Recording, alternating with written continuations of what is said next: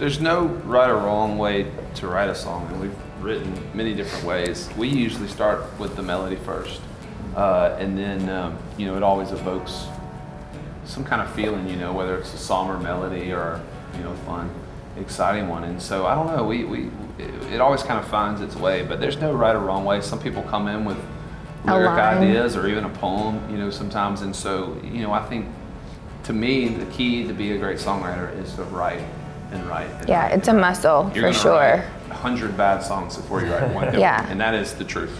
And the more consistently you do it, the better you get.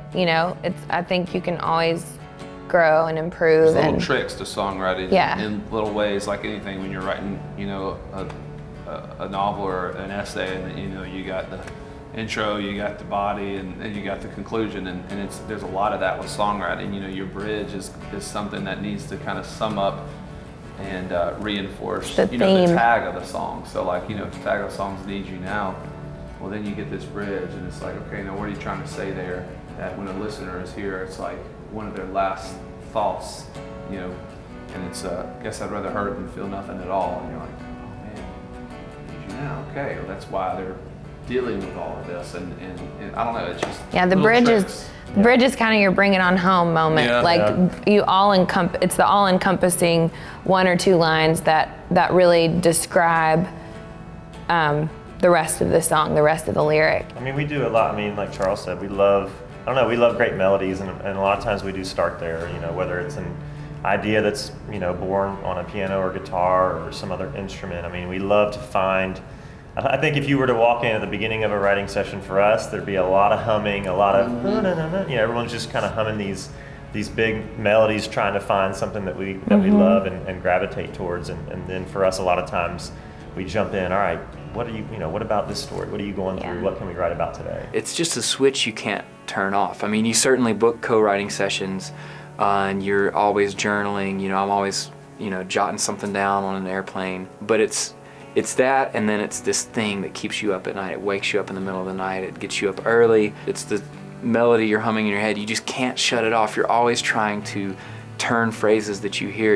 We were in an elevator to get into this room here today, and I heard someone say something that could be a title. And so you're scrambling for your phone, and I'm trying to capture it before it escapes, And that's the thing to me about songwriting.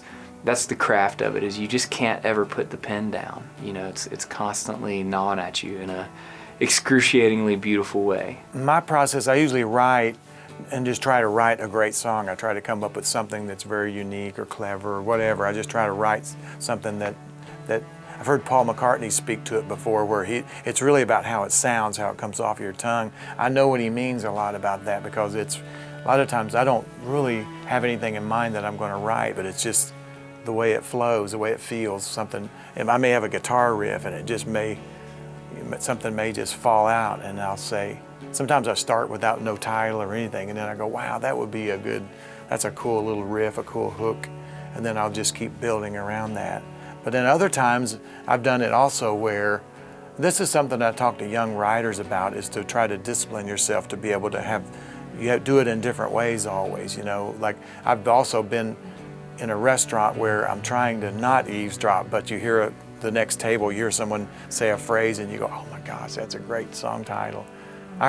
Last night I heard a fantastic song title in I went to a men's clothing store, and a guy that owns the store is a friend of mine, and he said a line. I wrote it down. I mean, it's a great line for a song. He didn't even know what he said. A lot of times songs take their first shape as poetry, and then I put music to them, or I get them going and start working up the music, and sometimes I'll have a musical idea that I have to come up with a lyric for, but usually the lyrical idea comes first.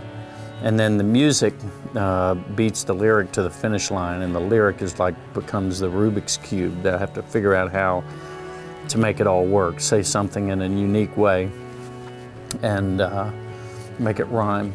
I think it's always different. I mean, some songs I'll just be sitting there and I'll have this guitar groove or this weird melody that popped in my head when I was driving to the songwriting session, or I'll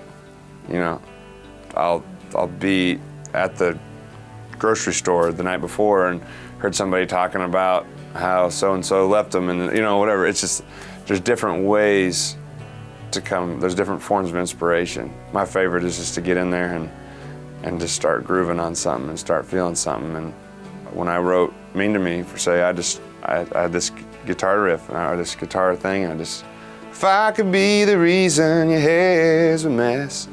And just kind of all of a sudden, and the hook to that song kind of came out. I didn't have the idea of Mean to Me. I kind of mumbled it, and you know, Scooter's over there come up with brilliant lines, and then I mumbled out, and I'd be what you mean to me, or something like that, and didn't really think much of it for a second. He said, "What'd you say?" I said, "Mean to Me." And then, you know, we made it the title Mean to Me, and it seems like it might be about somebody that's always, you know, mean to you or angry with you, but it's totally different. But I love to write songs. It's the best thing in the world.